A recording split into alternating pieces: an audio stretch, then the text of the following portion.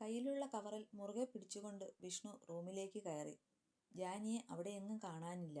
ബാത്റൂമിൽ നിന്ന് വെള്ളം വീഴുന്ന ശബ്ദം കേട്ടു. കുളിക്കുകയാണ് ആള്. അവൻ കയ്യിലുള്ള കവർ മേശപ്പുറത്തേക്ക് വെച്ചു. ധരിച്ചിരുന്ന ഷർട്ടിന്റെ ഓരോ ബട്ടൺസും അഴിച്ചു. ഷെൽഫിൽ നിന്ന് ഒരു ടർക്കി എടുത്ത് അവനും ഫ്രഷ് ആകാനായി ബാത്റൂമിന്റെ അടുത്ത് നിന്നു. അവൾ കുളിച്ചു കഴിഞ്ഞു പതിയെ ഡോർ തുറന്നു. പുറത്തു നിൽക്കുന്ന വിഷ്ണുവിനെ കണ്ട് ഒരു നിമിഷം അവൾ തറഞ്ഞു നിന്നു. അവന്റെ നോട്ടം തന്നിലേക്ക് തന്നെയാണ്. അവൾ ഒരു നിമിഷം കണ്ണു വെട്ടിച്ച് അവനെ കടന്ന് മുന്നോട്ടേക്ക് പോയി. അവൻ ചുണ്ടിൽ ചെറുചിരിയുമായി വാഷ്റൂമിലേക്കും. അത്താഴം കഴിച്ചു കഴിഞ്ഞു വിഷ്ണു റൂമിലേക്ക് വന്നു. അത്താഴം കഴിക്കുമ്പോഴൊന്നും ജാനി വന്നതേയില്ല. എല്ലാവരും കഴിച്ചു കഴിഞ്ഞപ്പോൾ പ്ലേറ്റും ഭക്ഷണമൊക്കെ എടുത്ത് അടുക്കളയിലേക്ക് പോയി. അവിടെ ഇരിക്കുന്ന ആരെയും അവൾ നോക്കിയിരുന്നില്ല. അത് എല്ലാവരുടെയും മനസ്സിൽ വിഷമമാക്കിയെങ്കിലും അത് തന്നെയാണ് നല്ലത് എന്ന് എല്ലാവർക്കും തോന്നി. ഇനിയും ജാനിയുടെ കണ്ണീർ കാണാൻ വയ്യ. അത് തന്നെയാണ് പ്രധാന കാരണം. അവളെ ചൊല്ലി വീട്ടിൽ ഇനിയും ഒരു വഴക്ക് വേണ്ട എന്നാണ് ദേവന്റെ തീരുമാനം. അത് ജാനിക്കും ആശ്വാസം നിറച്ചു. വിഷ്ണു റൂമിൽ വന്ന് കുറച്ചു നേരമായി. അച്ഛൻ നേരത്തെ നൽകിയ മാല കയ്യിൽ മുറുകെ പിടിച്ച് അവൻ ജാനിയെ കാത്തു നിൽക്കുകയാണ്. എവിടെ പോയി ഈ പെണ്ണ്? എത്ര നേരമായി കാത്തു നിൽക്കുന്നു? ജാനിയെ കാത്തു നിന്ന് അവന് മുഷിച്ചിൽ പിടിച്ചു. വരുമ്പോൾ വരട്ടെ. കയ്യിലുള്ള മാല മേശയിലേക്ക് വെച്ച് അരമാലയിൽ നിന്ന് ഒരു ലിക്കറും എടുത്ത് അവൻ ബാൽക്കണിയിലേക്ക് പോയി. കുറച്ചു നേരം കഴിഞ്ഞതും റൂമിന്റെ ഡോർ തുറക്കുന്ന ശബ്ദം കേട്ടാണ് അവൻ ബാൽക്കണിയിൽ നിന്ന് എത്തി നോക്കിയത്. ജാനി വന്നു. ആളാകെ മുഷിഞ്ഞിട്ടുണ്ട്. വന്ന പാടെ അലമാരയിൽ നിന്ന് ഡ്രസ്സും എടുത്ത് അവൾ വാഷ്റൂമിലേക്ക് നടന്നു.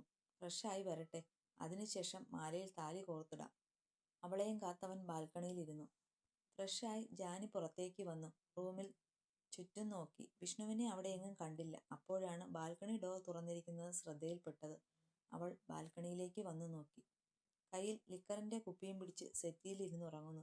ആ കാഴ്ച കണ്ടപ്പോൾ അവളുടെ മനസ്സൊന്ന് പിടഞ്ഞു.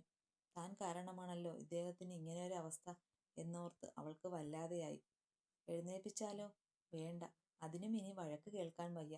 എന്നാലും പുറത്ത് നല്ല തണുപ്പുണ്ട്. അവൾ ഓരോന്നാലോചിച്ച് അകത്തേക്ക് പോയി കബോർഡിൽ നിന്ന് ഒരു ഷീറ്റ് എടുത്ത് വീണ്ടും ബാൽക്കണിയിലേക്ക് വന്നു. അവന്റെ അടുത്തേക്ക് പോയി മെല്ലെ അവന്റെ കയ്യിൽ നിന്നും ലിക്കറിന്റെ കുപ്പി എടുത്തു മാറ്റി. പിന്നെ കയ്യിലുണ്ടായിരുന്ന ഷീറ്റെടുത്ത് അവന്റെ ദേഹത്തേക്ക് വെച്ച് കൊടുത്തു. എല്ലാം പതുക്കെയായിരുന്നു ചെയ്തിരുന്നത്. അവളെ കണ്ടാൽ ചിലപ്പോൾ അവന് ഇഷ്ടപ്പെട്ടില്ലെങ്കിലോ? കുറച്ചു നേരം അവനെ നോക്കി നിന്ന് അവൾ അകത്തേക്ക് പോയി. ഒരുപാട് നേരം വൈകിയിരിക്കുന്നു. ഉറക്കം അവളുടെ കണ്ണുകളെ വന്നു മൂടി. ഇനിയും കാത്തിരുന്നിട്ട് കാര്യമില്ലെന്ന് അവൾക്ക് മനസ്സിലായി.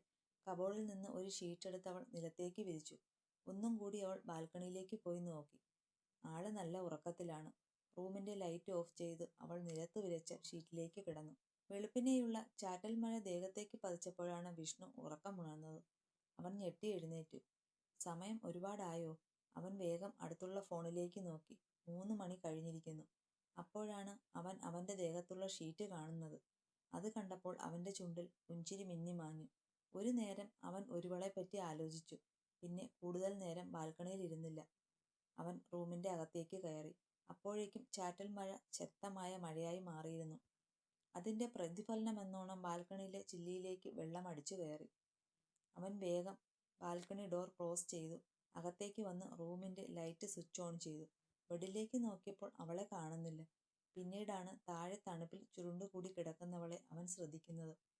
ഒരു നിമിഷം അവന്റെ മനസ്സൊന്ന് പതറിപ്പോയി. താൻ പറഞ്ഞതും പ്രവർത്തിച്ചതും തെറ്റായിപ്പോയോ? എന്തിനോ അവന്റെ മനസ്സ് പിടയുന്നുണ്ടെന്ന് അവന് മനസ്സിലായി. അവൻ അവളുടെ അടുത്തേക്ക് ചെന്നു. നല്ല ഉറക്കത്തിലാണ് കക്ഷി. അവൻ പതുക്കെ അവളെ 2 കൈയാലെ ഉയർത്തി ബെഡിലേക്ക് കിടത്തി. ഉറക്കക്ഷീണത്തിൽ അവൾ ഒന്നും അറിയുന്നുണ്ടായിരുന്നില്ല. എസിയുടെ തണുപ്പ് അഡ്ജസ്റ്റ് ചെയ്ത് അവളുടെ ദേഹത്തേക്ക് ഷീറ്റ് വിരിച്ച് അവനും ബെഡിന്റെ ഒരറ്റത്തായി കിടന്നു. അപ്പോഴും അവരെ രണ്ടുപേരെയും നോക്കി മേശയുടെ മുകളിൽ മാല കിടപ്പുണ്ടായിരുന്നു. ഇനിയും ദിവസങ്ങളെടുക്കും അവളുടെ കഴുത്തിലേക്ക് ഈ മാല പതിയാനെന്ന് പറയാതെ പറഞ്ഞു. പുലർച്ചെ സ്വപ്നം കണ്ടാണ് അഭി ഞെട്ടി ഉണർന്നത്. അവനാകെ വിയർത്ത് കുളിച്ചിട്ടുണ്ട്. ദേഹമൊക്കെ മരവിക്കുന്നത് പോലെ. വീണ്ടും സ്വപ്നത്തിൽ കണ്ട കാഴ്ച മനസ്സിലേക്ക് വന്നതും ദേഷ്യത്തോടെ തല കുടഞ്ഞു ലൈറ്റ് സ്വിച്ച് ഓൺ ചെയ്തു. വല്ലാത്ത പരവേശം. ബെഡിൽ നിന്ന് താഴെ ഇറങ്ങി ജഗ്ഗിൽ നിന്നും വെള്ളം വായിലേക്ക് ഒഴിച്ചു. എത്ര ഒഴിച്ചിട്ടും ദാഹം മാറാത്തതുപോലെ. വെപ്രാളത്തോടെ കുടിക്കുന്നത് കൊണ്ടാകാം ഇട്ടിരുന്ന ഡ്രസ്സിലേക്കെല്ലാം വെള്ളം വീണ് നനഞ്ഞു. വല്ലാത്തൊരു ഈർഷ്യയോടെ അവൻ ബെഡിൽ വന്നിരുന്നു.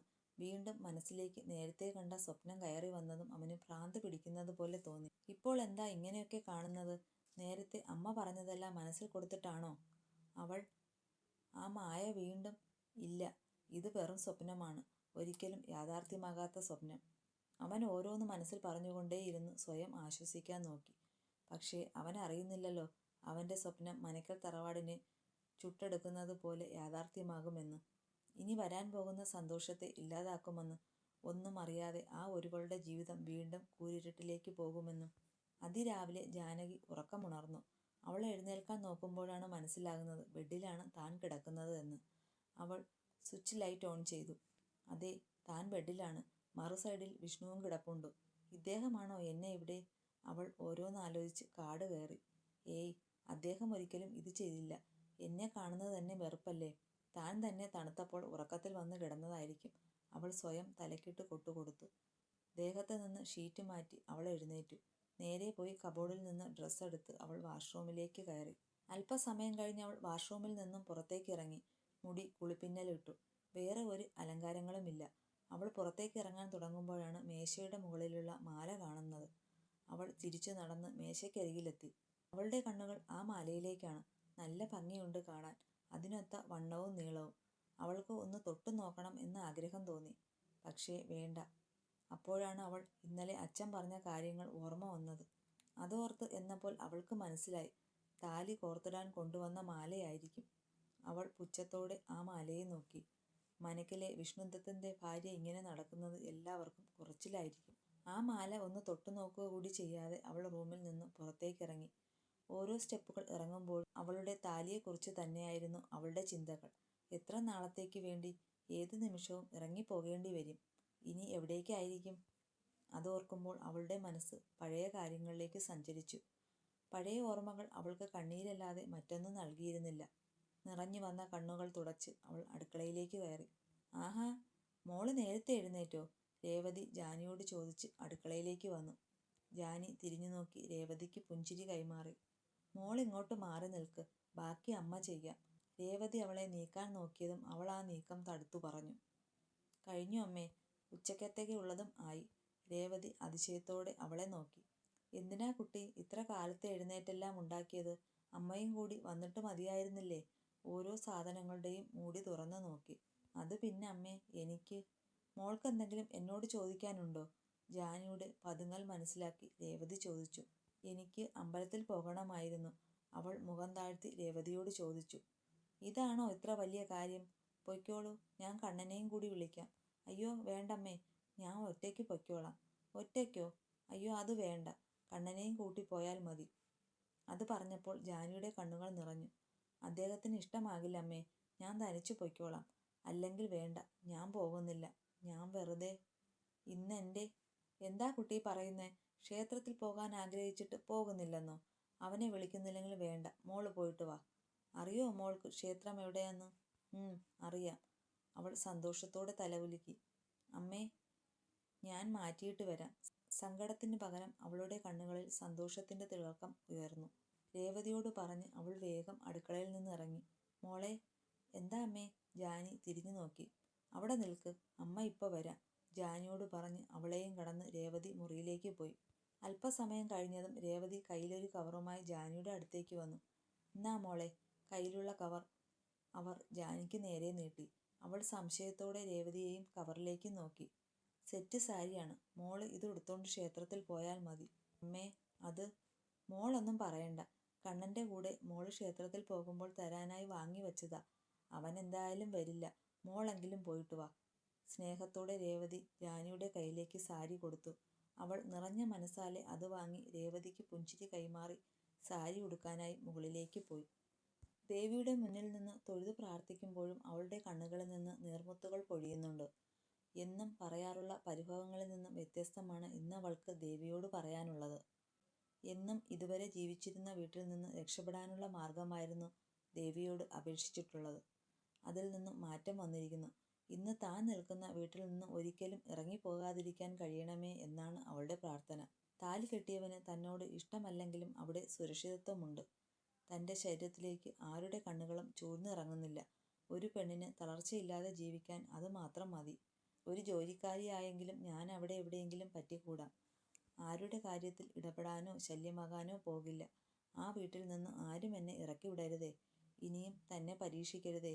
എല്ലാം പറഞ്ഞ് അവൾ കണ്ണുകൾ തുറന്നു. എന്നും ഉള്ളതിനേക്കാൾ ദേവിയുടെ മുഖം പ്രസന്നതയാൽ തിളങ്ങുന്നു. ഒരിക്കൽ കൂടി ദേവിയെ നോക്കി. ഇന്ന് ദേവിക്ക് പുഞ്ചിരിയുള്ളതുപോലെ. താൻ പറഞ്ഞ വിഡ്ഢിത്തം ഓർത്തിട്ടാണോ? തന്നെ പരിഹസിക്കുന്നതാണോ? ഇനിയും തന്നെ പരീക്ഷിക്കാൻ വേണ്ടിയോ ഈ പുഞ്ചിരി? അവൾ ദേവിയെ തന്നെ കൈകൂപ്പി കുറച്ചു നേരം നോക്കി നിന്നു. മനസ്സിലേക്ക് വല്ലാത്തൊരു ആശ്വാസം കയറി വരുന്നത് അവൾ അറിയുന്നുണ്ട്. നിറകണ്ണുകളും തുടച്ച് പൂജാരിയുടെ കയ്യിൽ നിന്ന് പ്രസാദം വാങ്ങി അവൾ തിരിച്ചു. മനു വന്നില്ലല്ലോ കഴിക്കാൻ. രാവിലത്തെ ഭക്ഷണം കഴിക്കാൻ വേണ്ടി എല്ലാവരും ടേബിളിന് ചുറ്റും ഇരിക്കുകയാണ്. മനു മാത്രം താഴേക്ക് വന്നിട്ടില്ല. അവൻ ഫ്രഷ് ആകുന്നുണ്ട് അച്ഛാ. ഇപ്പോൾ വരും. ഇന്നലെ ഒരുപാട് ലേറ്റായ അവൻ കിടന്നത്. എന്തോ പ്രോജക്റ്റ് സബ്മിറ്റ് ചെയ്യാൻ ഉണ്ടെന്ന് പറഞ്ഞു. അബി ഭക്ഷണത്തിൻ്റെ പ്ലേറ്റ് എല്ലാവർക്കുമായി നീക്കിവെച്ച് അച്ഛൻ ചോദിച്ചതിനുള്ള മറുപടി പറഞ്ഞു. ഈ വർഷത്തോടെ അവൻ്റെ പഠിത്തം പൂർത്തിയാകില്ലേ കണ്ണാ? അവൻ കനത്തിൽ ഒന്ന് മൂളി. രേവതി അടുക്കളയിൽ നിന്ന് ഓരോ സാധനങ്ങൾ എടുത്ത് ടേബിളിലേക്ക് വെച്ചു. എല്ലാവർക്കും പ്ലേറ്റിലേക്ക് വെച്ചു കൊടുക്കാനും തുടങ്ങി. ഒപ്പം രേവതിയും ഒരു പ്ലേറ്റ് എടുത്ത് അവരും എല്ലാവർക്കും ഒപ്പം കഴിക്കാനിരുന്നു. ഇതേ സമയം ദേവൻ ജാനിയുടെ അഭാവം ശ്രദ്ധിക്കുന്നുണ്ട്. അല്ലെങ്കിൽ ടേബിളിൻ്റെ മുകളിലേക്ക് ഭക്ഷണമൊക്കെ എടുത്തു വയ്ക്കുന്നത് ജാനിയാണ്. അവളെ നേരം വെളുത്തത് തൊട്ട് കാണാനേയില്ല. അയാൾ അടുക്കള വശത്തേക്ക് എത്തി നോക്കി. ആരെയാ നിങ്ങൾ നോക്കുന്നത്? അടുക്കളയിലേക്ക് തന്നെ ദേവന്റെ നോട്ടം ചെന്നെത്തിയത് കണ്ട് രേവതി ചോദിച്ചു. ജാനി. ജാനി എവിടെ? ഇന്ന് കണ്ടതേയില്ലല്ലോ. മോൾ അമ്പലത്തിൽ പോയിട്ടുണ്ട്. അതിനെന്തോ ഇന്ന് അമ്പലത്തിൽ പോകാൻ ഒരു ആഗ്രഹം. ഞാൻ പിന്നെ തടസ്സം നിന്നില്ല. അതിന് ആഗ്രഹമുണ്ടാകില്ലേ പുറത്തൊക്കെ ഒന്ന് ഇറങ്ങാൻ? അവസാനം പറഞ്ഞത് കണ്ണനെ നോക്കി മുനവച്ചാണ്. അതേസമയം തന്നെയാണ് വിഷ്ണുവും ചിന്തിക്കുന്നത്. ഇന്ന് അവളെ കണ്ടതേയില്ല. അല്ലെങ്കിൽ ഒരു കോഫി മഗ്ഗുമായി പേടിച്ച് മുന്നിലേക്ക് വരുന്നതാണ്. എൻ്റെ വായിൽ നിന്ന് എന്തെങ്കിലും കേട്ടാൽ നിറകണ്ണുകളോടെ ഓടിപ്പോകുന്നത് കാണാം. അതെന്താ ആ കുട്ടി ഒറ്റയ്ക്ക് പോയത്? കണ്ണനും കൂടി പോകേണ്ടതല്ലേ? ജാനി ഒറ്റയ്ക്ക് പുറത്തേക്ക് പോയത് ദേവന് ഇഷ്ടമായില്ല. അത് നമ്മൾ മാത്രം പറഞ്ഞാൽ പോരല്ലോ ദേവേട്ട. ഇവനും കൂടി ഇഷ്ടമാകേണ്ടേ? ആ കുട്ടിയെ കൺമുന്നിൽ കാണുന്നത് തന്നെ ചതുർത്തുപോലെയാ ഇവന്. പിന്നെങ്ങനെയാ ജാനിയും കൊണ്ട് ഇവൻ അമ്പലത്തിൽ പോകും? അതെങ്കിലും പോയിട്ട് വരട്ടെ. രേവതി ദേവനുള്ള മറുപടി അപ്പോൾ തന്നെ കൊടുത്തു. ഇടയ്ക്ക് കണ്ണനെ ഒന്ന് കൊള്ളിക്കാനും വിട്ടില്ല. ദേവൻ അലസമായി മൂളി. പിന്നെ ഒന്നും മിണ്ടാതെ ഭക്ഷണം കഴിക്കാൻ തുടങ്ങി. ഇതേ സമയം അമ്മ പറഞ്ഞ വാക്കുകളിലൂടെ സഞ്ചരിക്കുകയായിരുന്നു വിഷ്ണുവിൻ്റെ മനസ്സ്. താൻ പറഞ്ഞ വാക്കുകൾ ഇപ്പോഴും എല്ലാവരും മുറുകെ പിടിക്കുന്നുണ്ട്. അവളുടെ പെരുമാറ്റത്തിലും അത് കാണാനുണ്ട്. അന്നേരത്തെ ദേഷ്യത്തിന് എന്തോ പറഞ്ഞു പോയതാണ്. ഇനി തിരുത്താനും വയ്യ. തിരുത്തിയാൽ തന്നെ അത് വേറെ അർത്ഥങ്ങൾ കാണും. ഒന്നും പറയണ്ട, ഇങ്ങനെ തന്നെ പോട്ട്. അവൻ ഓരോന്ന് ചിന്തിച്ചു ഭക്ഷണം കഴിക്കാൻ തുടങ്ങി. ഗുഡ് മോർണിംഗ് ഏട്ടത്തി. താഴേക്ക് സ്റ്റെപ്പിറങ്ങി ഹാളിലേക്ക് വരുന്നുണ്ടായിരുന്ന മനു നേരെ മുന്നിൽ കാണുന്നത് ഇലച്ചീന്തും കയ്യിൽ പിടിച്ചു വരുന്ന ജാനിയെയാണ്. അപ്പോഴാണ് കഴിച്ചുകൊണ്ടിരിക്കുന്ന എല്ലാവരും ഹാളിലേക്ക് ശ്രദ്ധ ചെലുത്തുന്നത്. ജാനി അകത്തേക്ക് വരുന്നുണ്ട്. ഒപ്പം മനുവും. ജാനി അവളുടെ കയ്യിലുള്ള ഇലച്ചീന്ത് പൂജാമുറിയോട് അടുപ്പിച്ചു വെച്ചു. അതെന്ത് പണിയാ കാണിച്ചതേട്ടത്തി? പ്രസാദം തരാതെ അവിടെ കൊണ്ടുപോയി വെക്കുവാണോ? മനു തമാശ രൂപേണ ചോദിച്ചു. അത് പിന്നെ ഞാൻ താഴെ വെച്ച ഇലച്ചീന്ത് വീണ്ടും എടുത്തവൾ മനുവിൻ്റെ അടുത്തേക്ക് വന്നു. ഞാൻ മറന്നുപോയി. അവൾക്ക് വല്ലാത്ത ജാള്യത തോന്നി. അവൾ കയ്യിലുള്ള ഇലച്ചീന്ത് അവൻ്റെ മുന്നിൽ തുറന്നു നൽകി. അവൻ അതിൽ നിന്നും അല്പം ചന്ദനമെടുത്ത് നെറ്റിയിൽ ചാർത്തി. പിന്നെ നിറപുഞ്ചിരിയോടെ ജാനിയെ നോക്കി.